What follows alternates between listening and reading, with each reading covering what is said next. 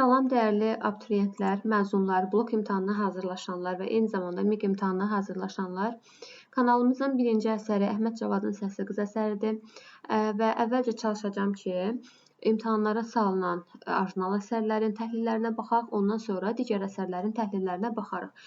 Və bu əsərlər hansı ki, DİM və MİQ imtahanları bizdən həmin əsərlərin orijinal versiyasını oxumağımızı tələb eləyir və bunu nəzərə alaraq əvvəlcə həmin uzun, çətin əsərlərin təhlillərinə baxarıq. Ondan sonra digər əsərlərin təhlilləri də kanalda paylaşılacaq. Qeyd edeyim ki, Filolog 2017 adlı Instagram hesabımda aktivdir. Həmin hesabda da hər gün faydalı qeydlər paylaşılır. Instagram hesabına keçid edərək takib edə bilərsiniz və YouTube kanalıma da abunə olun ki, daha çox məlumatlardan xəbəriniz olsun. Və çalışacağım ki, hər mövzunun təhlili aparıldıqdan sonra onlara uyğun test vəsaitlərində olan testlərə də baxaq. Bundan əlavə, onlayn dərslərimə qeydiyyat aktivdir. Instagram hesabında əlaqə məlumatları qeyd olunub. Həmin Instagram hesabına keçid edib, oradan əlaqə saxlaya bilərsiniz. İndi gəlin baxaq əsərlə bağlı əsas məqamlara. Ən birinci onu deyim ki, qaranlıq qalmasın bizə. Səsli qızla Sara obrazları fərqli obrazlardır. Əvvəlcə məzmun xüsusiyyətlərinə baxaq, sonra forma xüsusiyyətlərinə baxarıq. Deməli, Səsli qız və Sara fərqli dövrləri təmsil edən obrazlardır. Yəni, bunları eyniləşdirmək olmaz. Ona görə də biz hazırda oxuduğumuz əsərin əvvəl hissələri Səsli qıza xitabən yazılmış, Səsli qızın sanki məth olunmuş bir hissəsidir. Yəni, burada Saranın yox, Səsli qızdan danışılır. Səsli qıza müraciətlə başlayır. Baxın, bəzən testlərdə çatdırarlar ki, Saraya müraciətlə başlayır. Xeyr, Səsli qıza müraciətlə başlayır.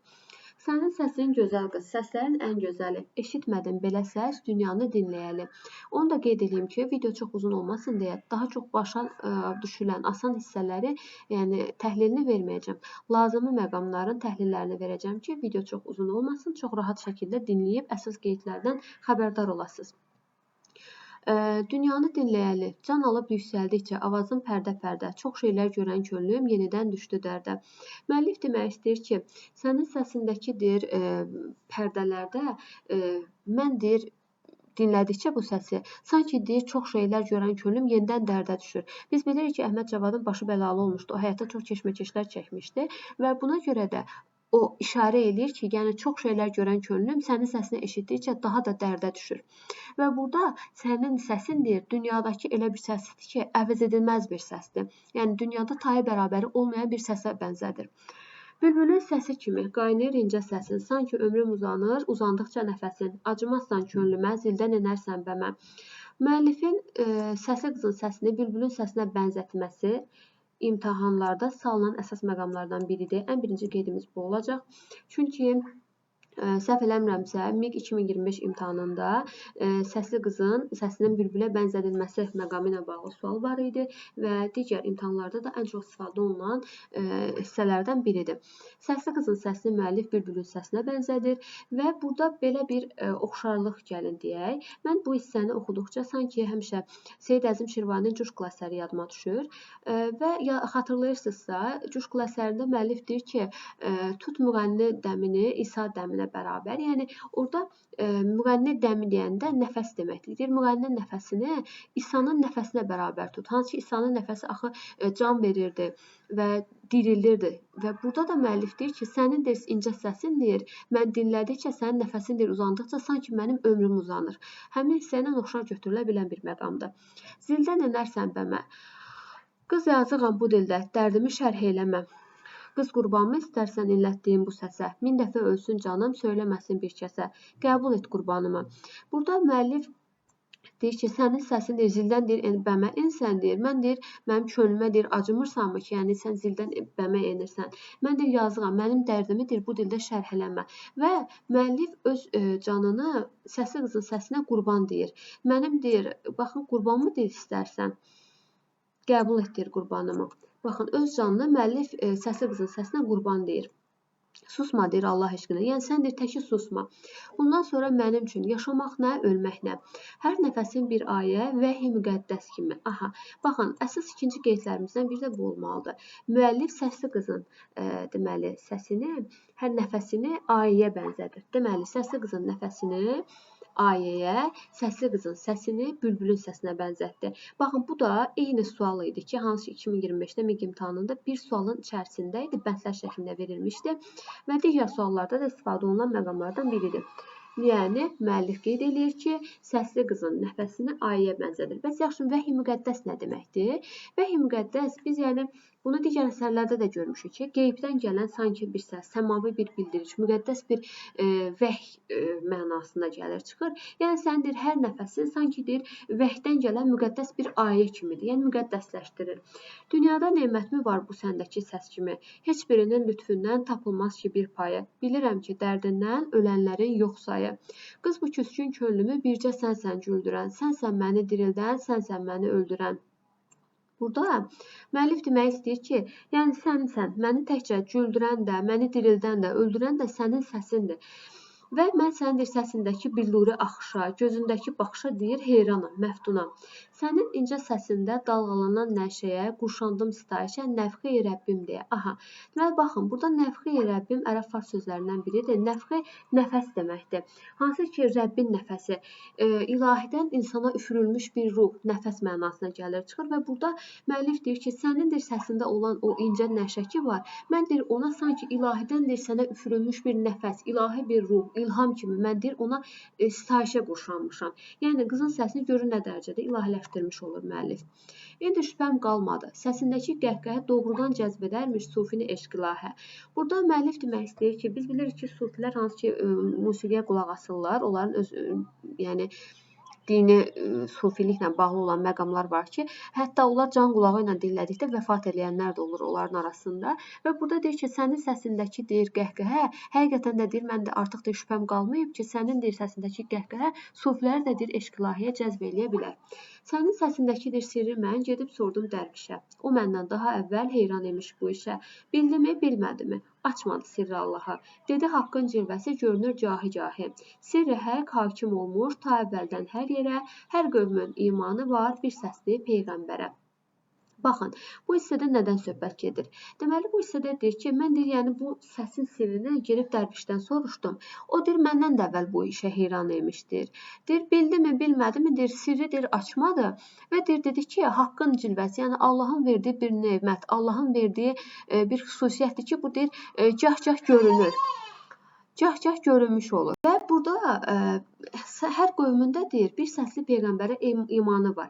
Yəni, səsli qızın səsini ilahiləşdirir yenə. Yəni, burada deyir, onun səsindəki o ilahi bir cilvə var, hansı ki, ilahi bir sir var.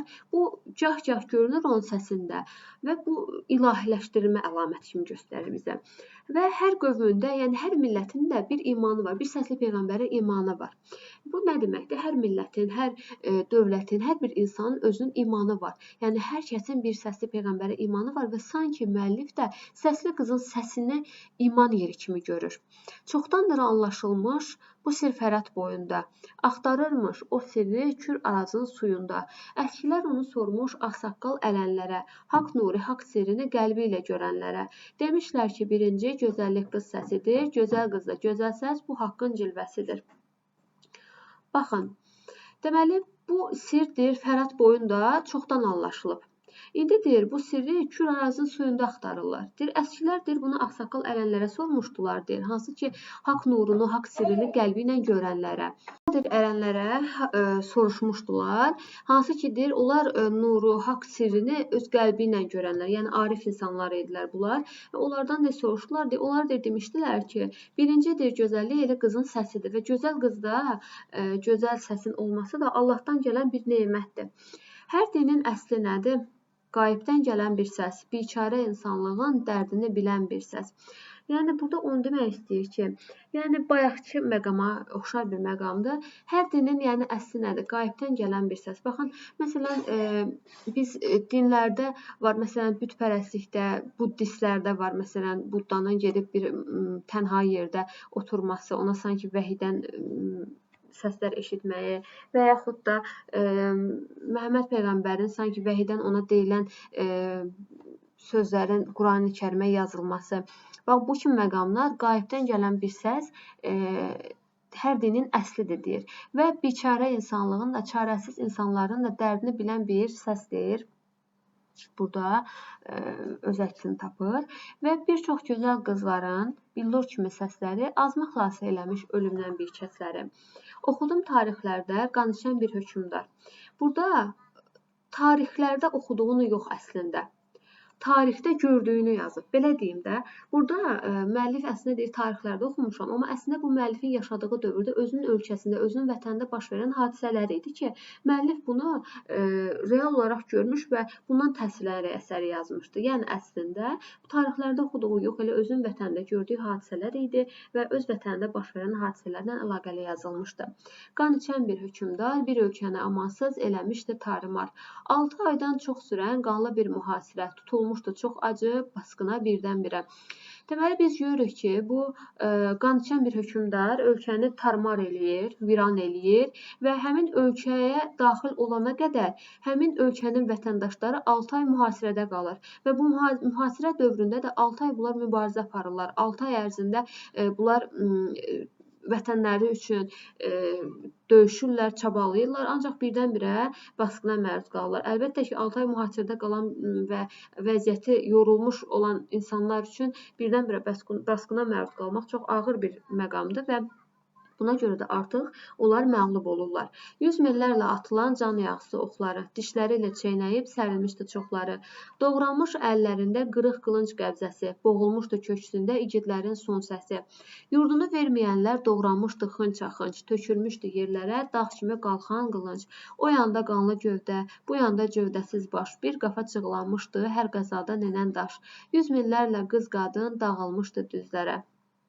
Baxın, burada biz real olaraq müharibənin təsvirini görürük. Burada real müharibə təsviri var. Yəni artıq neçə insanın başının qopmağı və yaxud da dişləri ilə çeynəyibdir, həmin oxları yerə yıxılanlar var idi. Hansı ki, doğranmış əllərində qılınc qəbzələri qalmışdı və bu kimi məqamların təsvirini biz bu hissədə görürük və deyə bilərik ki, əsərdə real müharibə səhnələrinin təsviri vardı.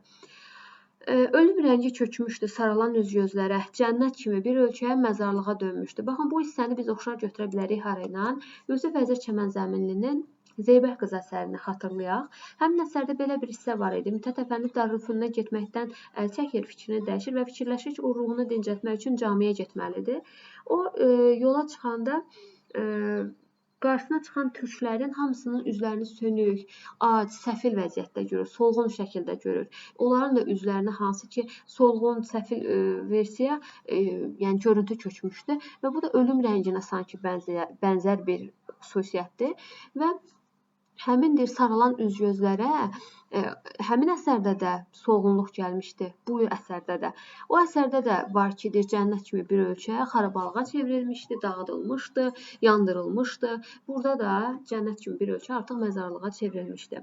Bir çox evlər yıxılıb, xanimanlar sönmüşdü, işlənməmiş qalmadı, bir cinayət, bir günah əzmişdi insanlığı ordusu ilə padişah. Biz artıq yeni gələn o qəddar padişahı gəlməmişdən artıq onun xüsusiyyətləri barədə xəbərdar olmuş oluruq. Ümumiyyətlə, həmin hökmdar əsərdə çox belə nitqi yoxdur. Sadəcə biz müəllifin onu təsviri ilə bilirik ki, bu artıq necə bir hökmdardır. Artıq bu hissədən görürük ki, o necə bir qəddar hökmdardır ki, o ordusu ilə bütün insanlığı əzmişdi. Yəni o qədər dəhşətlər törətmişdi ki, işlənməyən bir cinayət və günah qalmamışdı.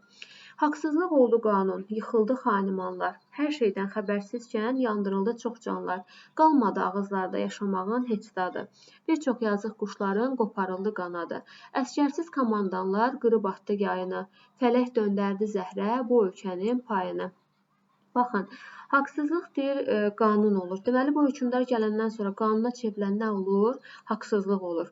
Hər şeydən deyir, xəbərsiz olan deyir, nə qədər canlar yandırıldı, nə qədər deyir, quşların qanadı qoparıldı və burada yəni bənzədilir. İnsanlar orada öldürülən, orada canı yandırılan, orada hansı ki çoxsunun yoldaşı, əri, nə bilim atası döyüşdə, müharibədə həlak olanlar, yəni İnsanların çəkdiyi acıları burada göstərir bizə. Yəni demək istəyir ki, bir çox yazıq quşların qanadı qoparıldı, yəni artıq onların canları da yandırıldı və fələk bu ölkənin payını bir zəhərə çevrilmiş oldu.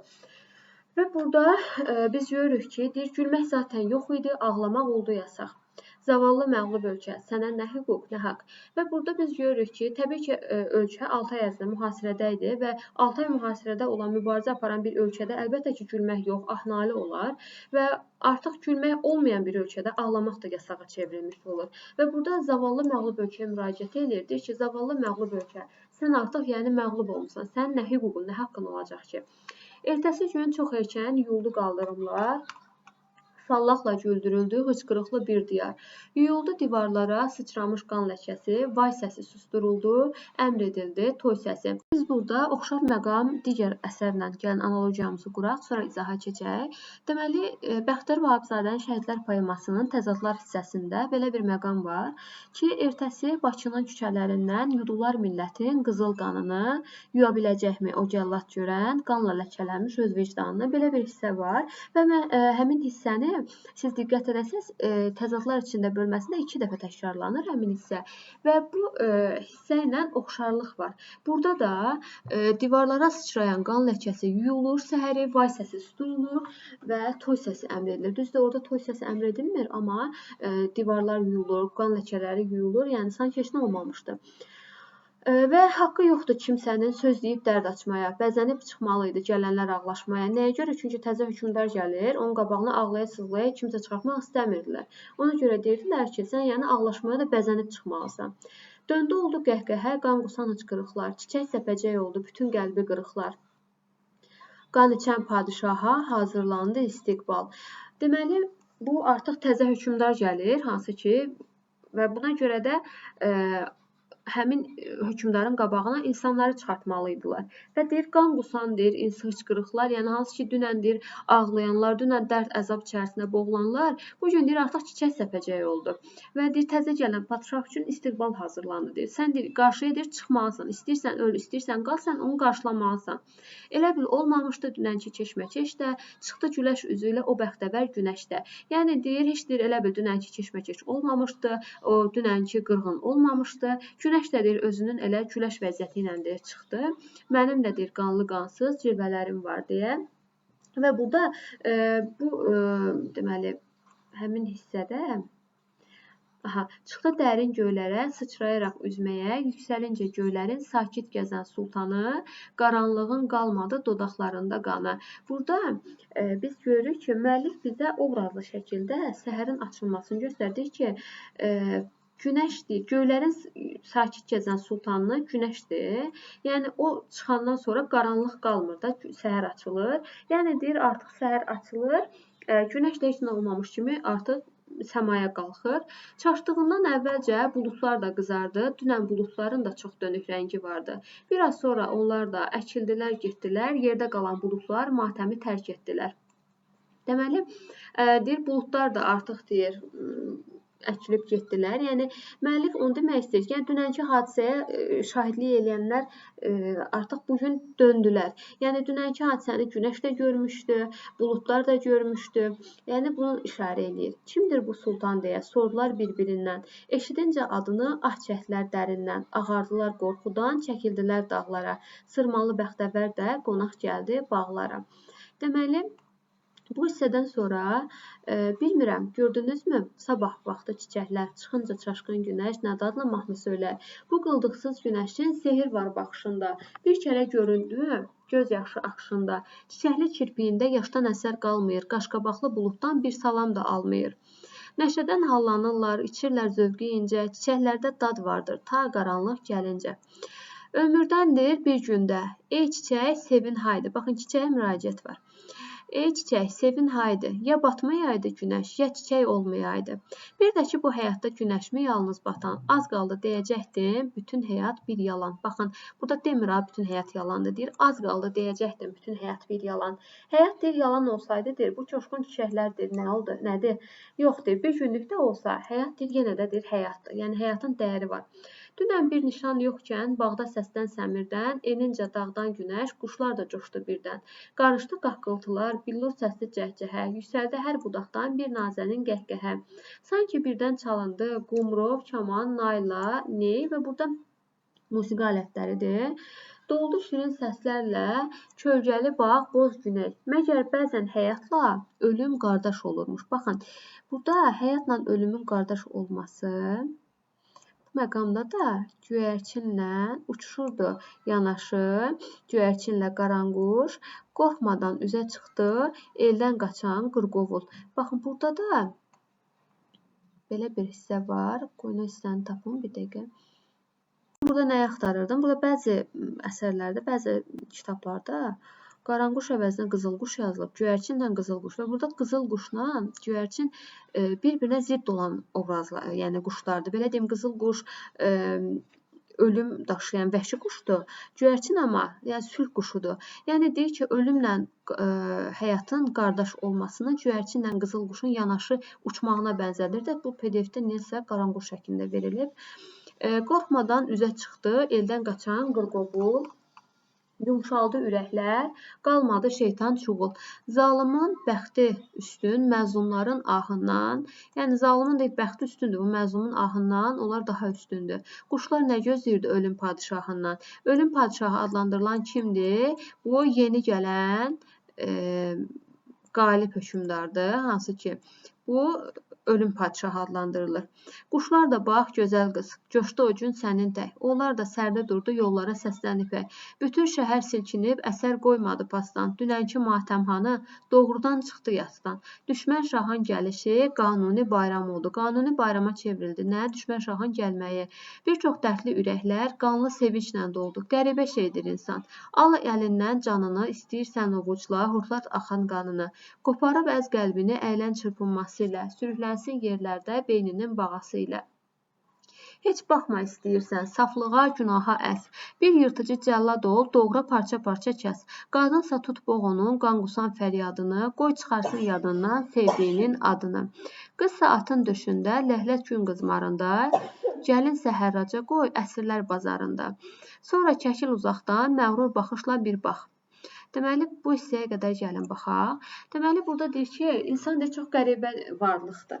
Deyirsən, yəni bu onu demək istəyir ki, dünən deyir, o vəziyyətdə, yəni ölümlə mübarizə aparan, çarpışan insan bu gün artıq yəni qanuni şahın gəlişinin qabağına çıxır. Yəni burada hətta qadının, qızın gəlinlə bağlı burada məqamları da verir. Yəni deyir, sən deyir bunların çırpınması ilə deyir, əylən, onları əz, tapdala, sonra deyir, çəkil qıraqdan, deyir, məğrur deyir, baxışla bir bax deyir.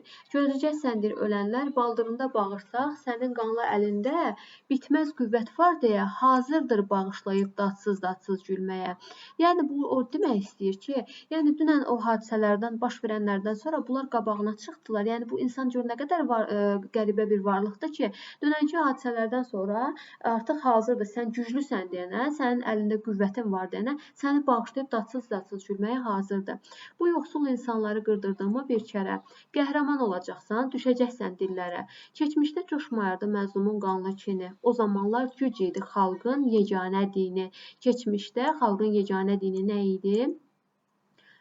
Güc idi. Sərdərək darğalar sağa sola atını, seçdilər əhalinin yoxsulunu, tatını, şah keçəcək yolları kirlətməsinlər deyə, yolçularla yanaşı qovlular dal gərgəyə. Deməli, burada əvvələ yaxşı, biraz üzdən görünüşdə yaxşı adamları yığırlar, şah keçəcək də yolu, yoxsulları, tatları, yəni yoxsul olanları arxa cərgəyə ötürürlər, qabağa yaxşı, biraz görünüşü yaxşı olanları yığırlar ki, şah gəlib keçəcək də, biraz gözə gəlinli olsun bunların sırası. Ordu trəndazları girdilər ellik bağa, çalışdılar qalmasın ağacda bircə qarğa, saçaqlı xalılarla bəzəndi barlı çarşı. Bayraqlı minarələr yüksəldi göyə qarşı, Kəlisa qülləsində çalındı zorba çanlar. Az qaldı deyəcəkdim, mədən də zordan alırlar. Baxın, Kəlsə qülləsində deyir və eyni zamanda minarələrdə də, yəni hər iki həm kilsədə, həm də məsciddə eyni hazırlıqlar başlandı. Danqırtı ilə ötdü can, hazırlaşdı baş keşiş, məscid həyətində də eyni ilə canlandı iş. Danışdı şişman xoca 3 saatdan yuxarı hazır qıldı beyətə mömin müsəlmanları. Deməli, müsəlmanları hazır eləyən şişman xoca idi. Canlanma baş verir də, təzə hökmdar gəlir. Eyni ilə bu digər keşiş də öz kilsəsində başladı, yəni hazırlığa. Xaçla məzhəb yan-yana. Burada yəni xaçla Quran yan-yana, əllərində sür təsbih, gümüşü buxurdanlar, nazlanan rəqs çəkirdi, haqdan qaçan insanlar. Damağı çaq, kefi köç, qarnı tox tacirbaşı. Deməli, damağı çaq, kefi köç olan kim idi? Tacirbaşı idi. Dincilləyibdir, gedirdi şeyxlərlə yanaşı. Biz burada görürük ki, bu əsərdə də şeyx, hansı ki, Səməd Vurğunun Vaqif əsərində də şeyxi biz görürük ki, Qacar ölkəyə basqın eləyəndən sonra, hücum eləyəndən sonra o Qacarı dağlarda bələdçilik eləyir, tanımadığı yollarda onu gətirir və burada da şeyxlər eyni ilə yeni gələn hökmdar üçün özlərini əsir yesir eləyiblər ki, təzə hökmdar gəlir və ona kömək eləyirlər. Və burada şeyxlərin iç yüzünü biz görmüş oluruq. İnsan əlindən yerə düşməzdi iynə atsan, yalnız küçələr deyil, evlər gətirdi insan.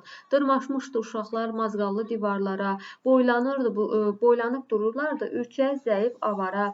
Yəni burada deyir ki, şah gəlirdi, yəni o mənzərəni təsəvvür eləyin. Yəni deyir, bütün deyir divarlardan, hər yerdən boylanan deyir uşaqlar var idi. Hamı maraqlı idi ki, görək bu təzə gələn padşah kimdir də? Dam üstündə qızların solğun dodaqlarında, boylanan gəlinlərin ıslaq yanaqlarında, solan hüznün yerində indi vardı bir maraq. Nə çiçəklər getirir bu qan qoxulu torpaq. Sayılırkən əvvəllər bir ölkənin pənahı, qarışmışdı xalqına ölkənin məğlub şahı. Baxın, bir ölkənin pənahı sayılırdı. Məğlub şahdan söhbət gedir burada. Deyir, xalqı artıq qarışmışdı. Şahın deyir, bugün ağır daş asılmışdı boynundan. Deməli, ötən dəfə belə bir sual var idi. Qoyun bunun üzərini silim. Aha. Amma tam dəqiq yadımda deyil hansı sual idi. Bu hissə elə düşmüşdü. Deməli, belə bir sual var idi ki, hansı misralarda epitet var? Baxın, burada bəzi şagirdlər ağır daşa görə epitet götürmüşdü. Burada ağır daşı epitet götürmək olmaz. Çünki daş onsuz ağır olur. Burada məcaziyə görmürük biz. Burada epitet yoxdur. Aha, asılmışdı boynundan, çıxmayırdı əlləri xələtinin qoynundan. Keçən gündə edərkən Allahlıq iddiası, indi bu son cəlala kəsildi, durdu asi. Gir yerə ey padişah, padişaha müraciət var. Sənin bu boş başından nələr çəkdi məmləkət? Bir soruş göz yaşından. Deməli, burada deyir ki, artıq deyir, bu məğlub şah gedib, əlbəttə ki, məğlub olub, ölkəsini uduzdurub. Əvvəllər deyir, hamının pənahı idi, ölkənin pənahı idi, hamı ümid yerdə bağlamışdı ona. Allahlıq iddiası eləyirdi, bu da gördü ki, hamı bundan asılı, bu da Allahlıq iddiası eləyirdi. Amma artıq bugün o əlləri deyir, xələtin cibindən çıxmırdı, məğlub halda artıq ölkənin xalqın içərisinə deyir, qarışmışdı. Və müəllif burada padişahı qınayır, deyir ki, yerə gir, sənindir bu boş başına görə bu məmləkət gör nələr çəkmiş oldu. Və biz bu məqama digər bir əsərlə oxşarlaşdıra bilərik. Gəlin bu məqama da baxaq. Burada biz Səməd Vurğunun Vaqif əsərinə oxşarlıq eləyə bilərik ki, burada padişahın başıboşluğundan məmləkətin nələr çəkdiyi, məğlub olması burada var. Və biz eynən o əsərdə görürük ki, İbrahim Xəlil xanın xalqı düşünməməyi, orada vergilərin qaldırması, İbrahim Xəlil xanın orada millətə, yəni yerli əhaliyə xor baxması və bu kimi şeylər sonunu gətirdi və buna görə də əhalinin yarısı Eldarın başlığı altında qaçaqçılığa qoşuldu və İbrahim Xəlil xanın başıboşluğundan, yəni onun düzgün qərarlar verməməsinin nəticəsində məmləkət gəlir Qacara məğlub olur və biz bunu orada ilə də oxşar götürə bilərik. Açıldı bayraqlar, çalındı boru, fələk görməmişdi bu vurhavuru. Toz ərşə dayandı, göy dumanlandı, torpaq şaha qalxdı, tozla canlandı. Qıvrıla-qıvrıla boz bir əjdaha gəlirdi salama büzülmüş şaha. Deməli, boz əjdahaya bənzədilir yeni gələn qalib şah, büzülmüş şahdakı məğlub şahdır. Böyüdü, canlandı donuq nöqtələr, onlar atlılardı, nöqtə nə gəzər. Biraz yaxşı dinlə, hey qıya bir bax, dörd nala gəlirlər atlar çaparaq. Düşmənin də olsa bax biraz əylən, özləri incitdir atları köhlən. Olunca kefin kök, yollar da həm var, qızışmış atlarda başqa ləzzət var. O gün doğrudan da coşmuşdu atlar, uçaraq yetişdi 40-50 çapar. Yanaşıb ədəblə el qarğamışa, dedilər yoldadır Gərdünə şah. Baxın, el qarğamış hansı olur? Yanaşıb deyir ədəblə el qarğamışa. Dedilər ki, Gərdünə şah yoldadır. El qarğamış məğlub olan şahdır, hansı ki məğlub olmuşdu. Yaza bilsək, aha. məğlub idi və bu da hansı ki qalib şah idi. Qalib şah idi. Qaçdı məğlub şahın bəti bənizi, coşdu dalğalandı insan dənizi. Baxın, insan dənizi, bax biz bunu Bəxtər Vahabzadənin əsərində də görmüşük. Deyir, insan dənizə döndü, tabutlar da onun üstündə qayığa. İstidən bayla, tərdən boğula, birdən bütün başlar çevrildi yola. Gözlər qıyılaraq qaşlar çatıldı. Gələnin bürcündən toplar atıldı. Bəzəkli qurbanlar sərildi yerə, parladı bıçaqlar tək bircə kərə. Əvvəl bir sızıntı, sonra təpinmə. Deməli, təzə şah gəlir deyənə onun ayağının altında qurbanlar da kəsirlər.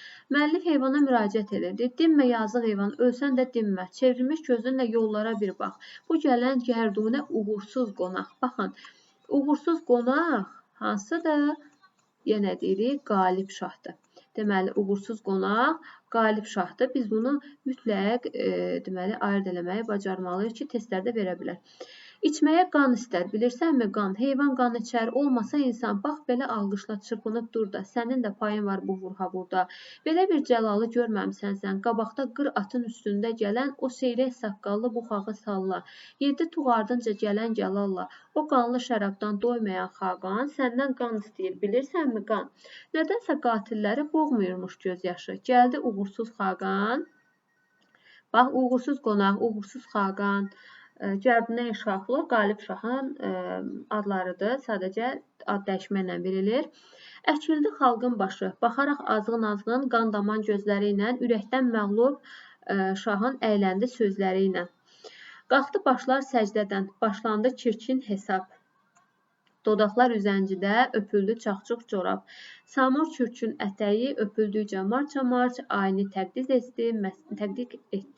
etdi məzhəb ilə qızıl xaç. Burada biz görürük ki, çirkindir hesab başladı. Burada çirkin hesab deyəndə nəyi nəzərdə tutur? Yəni artıq təzə hökmdar gəldi və yerli olan hansı ki məmurlar, yəni yerli əhalinin, şeyxlər, yəni sayılıb seçilənləri artıq çirkin hesaba başladılar. Yəni əslində burada insanların heç bir günahı yoxdur da. Burada əsas səbəbkar başçıdır, rəhbərdir və burada rəhbərin uğursuzluğu ilə digər xaqana hər şey həvalə olunur. Yəni onun taxtı, tacı, məmləkəti təzə gələn qəddar hökmdara verilir və burada çirkin bir hesab başlanır. Dodaqlardır üzəncidə öpüldü çaxçıq corab və burada samur kürkün ətəyi deyəndə artıq ruslara işarə var. Və ayini də deyir, təqdis eləyir məzhəblə qızıl xaç. Qızıl xaçdır bildiyimiz məzhəb isə Qurandır. Yəni həm İslam dini ilə, həm də xaçla artıq bunlar ayini təqdis elədilər. Nə fitvalar çıxardı, acgözlü yaltaq xoca, keşiş də xaç çevirdi, yalan qusdu bolluca. Din bir kək uzandısa, həm uzanır, bükülür, həm qaynar qətran olur, boğazlara tökülür. Sehirli bir halı var, haqq çıxarır yalandan. Yəni burada göstərir ki, bunlar özlərindən yalandan haqlar çıxarırlar. Yeni bir fitva tapır, hər olandan qalanlar, qalmadı dal cərcədə, burada da tacir başı, bayaq hansı kefi köş damağı çağı idi, ha, bax bu. Keşiş xoca bir yerdə durmuşdular yanaşı, əslisi gəldi sanki bağrı yanıq kərəmin, edilən dualara ürəkdən dedi amin. Ağsaqqallı bir qoca, bir ehtişam əsiri, uğursuz hökmdarın beştuğlu baş vəziri, burada beştuğlu vəzifəsini göstərir onun, yəni belə fikirləşin də, məsələn, olur rütbələrinə görə məsələn fərqlənirlər. Burada da beştuğlu həmin o rütbəsini göstərir. Beştuğlu deyir bu baş vəzir artıq burada bir ehtişam əsiridir, hansı ki ağsaqqal bir qocadır və o uğursuz hökmdarın. Burada o yetirdi məğlub şaha buyruğunu xaqanın. Malın mülkün bizimdir, amanda ancaq canım. Qarşı çıxdın xaqana, tutmadı, söndü baxdın. Qılınc çaldı, qazandıq, bizimdir tac taxtın. Burada deyir ki, yəni bu hökmdarın vəziri ağsaqqalla qoca gəlir məğlub şaha xaqanın tapşırığını çatdırır ki, sənin biz qılınc çalmışıq, qazanmışıq. Artıq sənin bütün malın mülkün bizimdir. Sən ancaq sənə qalan, ancaq özünün canıdır. Əgər sən buna qarşı çıxsan, bəxtin sönür, yəni öldürülərsən. Qılınc çalan biz qazanmışıq, ona görə də bütün mal mülkünü qoyursan, ancaq canın amandadır. Yaşasın bağırtısı qopunca hər bir yandan, hərəkət əmri verdi lələkli başkomandan. Dal qılınc rikabdarlar yarıb keçdi irəli, yol açıb Kərdunəyə bağırışaraq sərsəri. Beləcə əski parça bir çırpmayla atıldı, bütün bu ölkə xalqı çox ucuza satıldı.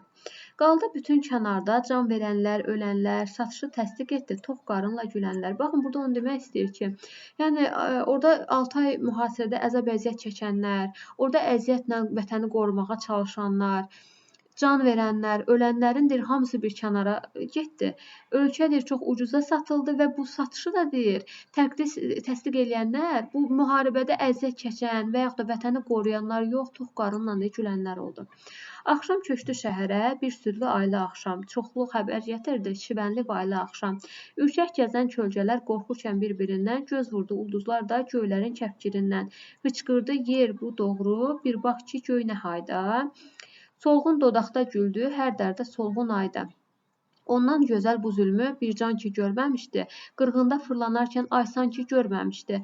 Aydan cavab almalı at, kimsəsiz qalanlar. Çaşbaş olub baxırdı, aydan sonra qalanlar. Yəni burada onu demək istəyir ki, yəni həmin vəziyyəti deyir, ay da görmüşdü. Yəni müharibəni, həmin o əzab-əziyyəti elə ayın özü də görmüşdü. Ancaq deyir, o da gəlib çıxmışdı yenə bu gün, heç nə olmamış kimi. Axşam düşüncə sustu, öz yoxluğu ilə Allah yerində qaldı, töküklü bir yanıq ah. Yoxsullar boğularkən bu qanlı yaslı vayda, Xaqan dalmışdı eşə, bağlardakı sarayda. Və burada bu hissəni ötürürük, bu hissəni özünüz oxuyarsınız. Xaqanın sözləri burada artıq gətirirlər. Bizə lazım olan məqamlar bu hissədir. Deyir ki, can göstərdilər Xaqana, kəsmə telli bir qızı. Dedilər ki, bu Sara, ölkəmizin ulduzu. Baxın, Saranı gətirib Xaqana tanıdan elə özünün yerliləri olur. Özünün yerliləri Saranı gətirirlər Xaqana göstərirlər ki, bu bizim ölkəmizin ulduzudur. Və Xaqan da ki, nə başa düşür Saranın qəmli səsindən, nəğməsindən. Fərqi yox, qoy süzülsün, baxsın belə dərindən. Nə anlar sərxoş baxış Saranın gözlərindən. Kim ki Saranı gördü, çəkdi xeyli yanığa, bir şey qanmadı ondan, o qəlbi kor padişah. O qızıl gül damlayan meylə dodaqlarında, pəmbə rəngi qızardan, pəmbə yanaqlarında. Hər dəfə çağırıldıqda ürkək gəlişlərində, qorxusunda ağaran oyuncu dişlərində, fikrini dərinləşdirən qıvırcıq saçlarında, qüdrətin qələmi ilə çəkilmiş qaşlarında, dünyanı alt-üst edən canlı billur səsində, parlayan aləmləri, anlarmı qan içənlər? Nə bilir çiçək nədir, çor gəlib çor keçənlər. Çar olanlar dünyanın mənasız hay-huyundan, nə anlardı Saranın orta oynaq boyundan. Donuq bir şey göründü duyğusuz padişaha. Deməli, onu Saranı belə donuq bir şey kimi görür. Yəni, sərxoş bir adam idi. Onun üçün yəni, maraqlı da deyildi. Ölkənin ulduzu kimdir, nə? Burada duyğusuz padişah deyir, əmr verir ki, oxusun. Sara coşdu bir daha. Can verən sərxoş gecə, ölürkən yorğun əzgin. Coşdu qızın səsində, ölkədə qaynayan kin. Baxın, burada bu iki dənə sizə məqama diqqət edin. Deməli, coşdu deyir qızın səsində, qaynayan kin. Ölkədə qaynayan kin qızın səsində coşur. Və Saranın dodağında mahnıya çevrilən, haqsızca axan qan Saranın dodağında canlandı oldu mahnı. Və burada şərqi deyir. Yəni şərqini də oxuyaq. Şərqin bütün bəndlərində bağlara müraciət var və burada ard-arda verilsə də, yəni biz bəndə bölsək, hərsə 5 bənddən ibarətdir. Mən ki səndən doymamışdım, quş qonmağa qoymamışdım, bir almanı soymamışdım, kimsə nə çəc baxdı bağlar, bağçalarda qırmızı nar, qırmızı qan güllərim var. Qırmızı qan güllərim var, iyləməyə doymamış yar, gəldi şimşək çaxdı bağlar. Qızlarının boynu bükük, ördəyinə can ağır yük, çaldı şahmar tozlandı tük, gör nə qədər qanları axdı bağlar. Darğınam mən belə baxda, ürəyim qan laxta-laxta, bax ki kimlər çıxdı taxta, küstü kimin baxdı bağlar. Çıxmamış gün, atmamış dan. Qanlı bir toz qalxdı yoldan. Qoç igidlər oldu qoldan, qanlı kəfən taxdı bağlar. Nədirdir səndə bu qüvvət? Burada artıq müəllifin nitqi başlayır. Nədir səndə bu qüvvət? Susturur aslanları, bəzən düşündürür qancəl insanları. Sara susunca Xaqan xırlayıb bağırdı, hey, mən Saranın əlindən istərəm bir qədəh mey. Deməli, Sara həm oxuyur, həm mey təqdim eləyir. Və burada artıq Saradan bəhs eləyir və biz burada artıq Sara haqqında görürük bu hissələrdə. Buranın səsi qıza aidiyyatı yoxdur. Bir dəqiqə. Aha, deməli, burada artıq Saradan danışılır, səsi qızdan eyni deyil. Bir oğlan ayrılmışdı Sara nişanlısından, düşündü intiqam al. Deməli, Sara nişanlısından bir oxla ayrılır. Yəni, mühasirədə iştirak edənlərdən biri olub Arqun da. Və Sara deyir, nişanlısından oxla ayrılmışdı və düşünür ki, intiqam al, gəl onun qanlısından. Arqunu görməmişdi son nəfəsdə gülərkən. Ən çox düşən məqamlardan biri də budur. Sara onu son nəfəsdə gülərkən görmür. Yəni, o onu görmür öləndə, ölüm ayağındaykən görmür.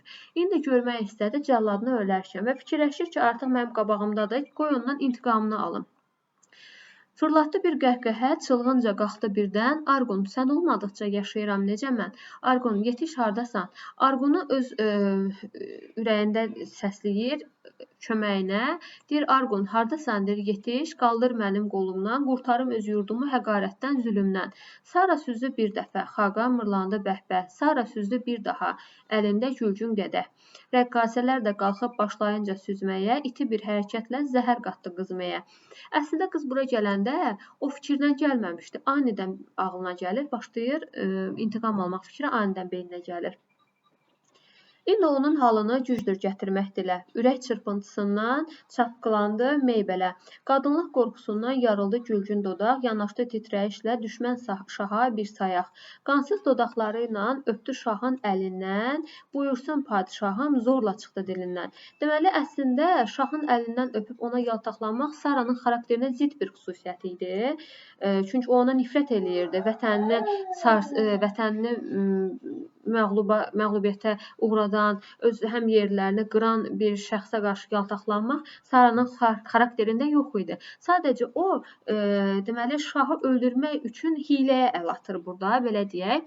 Və şahın əlindən məcburən, buyursun padişahım deyir, əlindən öpür və sən çoxdan içməliydin. Bax, bu artıq burada müəllifin nitqi başlayır. Sən çoxdan içməliydin bu gülcün zəhri, ey şah. Şahmarı sağ buraxmaq, öldürməmək bir günah. Doğrudur xalqın sözü, qanlıyı qan tutarmış, bəzən də bir içim su əjdahanı boğarmış.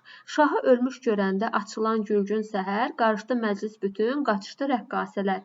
Səs küydü yayıldı şəhrə, çatdı başsız bir ordu, bir sərçə çıxdı birdən, qaçırtdı qanlı qurdu. Burada Sara sərçəyə bənzədilir. Bir sərçədir, çıxdı birdən, qaçırtdı qanlı qurdu. Qanlı qurd da burada qəddar Xaqan idi, yeni gələn. Ayaqlandı bütün xalq, arvad, uşaq, qocalar, çarpışdı son gücü ilə, düşmən oldu tarimar. Bir qızın hümməti ilə qurtarıldı bir ölkə, az keçmədən qan ilə yuyuldu iyrənc ləkə. Gözəl qız, həmin ölkə dustaqdan azad oldu. Sara adı xalq üçün ən sevimli ad oldu. İlk qüvvəti o qızdan alırmış hər sənətkar. Hər bucaqda Saranın mərmərdən heykəli var. Azadlıq eşidəndə gülümsəmə belə şad. Baxın, bu da testə düşən məqamlardan biridir. Yəni, artıq bundan sonra ölkə tamamilə azad olmur. Gülümsəmə deyir belə şad. Saranın məmləkəti köhnə mənada azaddır. Orada hər şey deyir asılıdır qan içən bir kraldan. Sor orada hürriyyəti baftalı generaldan. Yoxsullar o ölkədə özcəyə can vermədə. Hürriyyətin barını tox qarınlar dərmədə. Sən ancaq istibdadın, eşitmişsən adını. Bax, alnımda izi var, görmüşəm mən dadını. Bir gün, bir bu süzgün baxışla gün düşən bağlara bax. Mən bu yaşıl dağlardan illərcə düşdüm İraq. Nə varlıqlar verildi bir çox yox olmuşlara. O qanlı günlər hara, bugünkü günlər hara. Gözəl qız, yaxşı vaxtda başladın gül açmağa. Bugün sənin yurdunda nə qul vardır, nə ağa. Sən bu sərbəst göylərin sərbəstcə ulduzusan, qayğısız bir ölkənin qayğı bilməz qızısan. Sərbəstdir alnındakı qıvırcıq tellərin də, sərbəstdir sənin kimi gün görmüş ellərin də. Elə isə bir də coş, səsin düşsün dağlara. Sən kimdən çəkinirsən? Qız hara, susmaq hara. Belə, əsərin məzmun xüsusiyyətlərinə baxdıq və burada biz dedik ki, şair tarixdə oxuduqlarını yox, elə vətənində 1920-ci illərdə gördüklərini və onda yaradılan bu təəssüratları ürək ağrısı ilə, eyni zamanda hiddətlə, qəzəblə, təəssüf halında qələmə almışdı və artıq poemada olan bu məğlub ölkədə baş verənlərlə azadlığı əlindən alınan ölkəmizin arasında oxşarlıqlar var. Yəni müşahidə etsək görürük ki, bu oxşarlıqlar çoxdur. Və suverenliyinə, azadlığına qəsd edilən Azərbaycan xalqı milli dövlətin devrildiyi günü bayram eləməyə təhrik olunur. Eyni zamanda orada bütün hansı ki biz oxuduq, öyrəndik bu hissələrdə ki, haqsızlıq qanuna çevrilir və bayrama çevrilir, toy səsi əmr edilir və burada Azərbaycanda da həmin günü məhz insanları bayram eləməyə təhrik edirdilər və poemada böyük dəhşətlər yaşayan bir xalq var, düşmənin təsirinə məruz qalan bir məmləkət var və bu məmləkət də məhz Azərbaycanın ümumiləşdirilmiş surətidir. Əsər epik lirik poemadır. Burada yəni epik təsvirlər daha çox olduğuna görə, ona görə epik lirik sayılır. Biz bilirik də poemalar epik lirik, lirik epik olmaqla belə bölünə bilir. Yəni ən çox hansı təsvir daha çoxdursa, yəni epik təsvirlər çoxsa epik lirik olur, ancaq lirik ünsürlər daha çox olub epik təsvirlər arxa planda qalanda, belə olanda lirik epik olur və bu əsərimiz epik lirik poemadır. Vəzni heca vəznində yazılmışdır və mövzusu vətənə məhəbbətdir.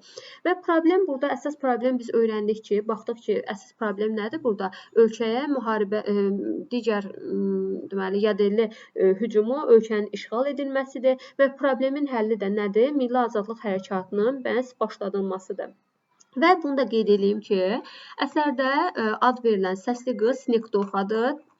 Snegdoxa da nədir? Bu metonimiyanın bir növüdür. Tam metonimiya sayılmır, amma metonimiyanın bir növüdür. Belə deyək ki, artıq burada bir əlamət bütöv bir anlayışı ifadə eləyir. Yəni ona görə səsli qız Snegdoxa sayılır burada.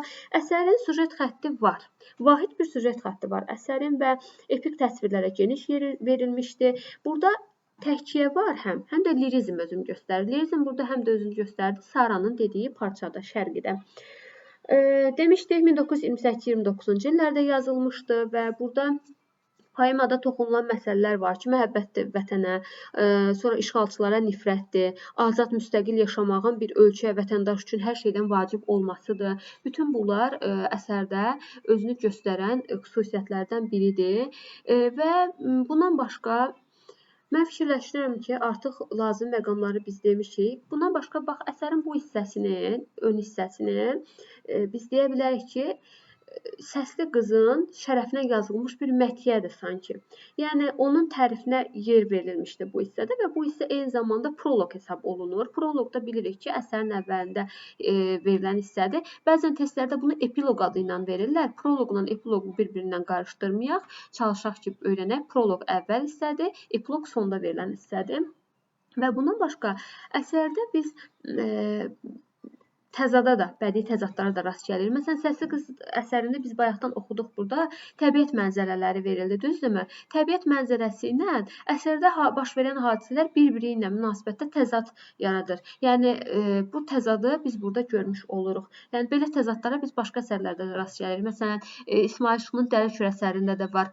Əgər oxumusunuzsa, məlumatınız varsa, bilərsiniz ki, orada kürün ətrafın gözəlliyinə bəhs olunur. Otların, ağacların, kürün gözəlliyi necə təsvir olunur və sonra Zərnicar xanımın orada düşdüyü hal, onun daxili duyğuları bir-birindən təzadda ifadə olunmuş olur. Bu bədii təzada bir nümunədir. Və belə bizim əsərlə bağlı əsas lazımı olan məqamları qeyd elədik. Ümid edirəm ki, faydalı olar. Bundan sonraki əsərlər üçün kanala abunə olmağı unutmayın və əməyə hörmət olaraq da əsərin təhlilini bəyənməyi, yadda saxlamağı unutmayın. Belə, inşallah növbəti təhlillərdə görüşmək üzrə.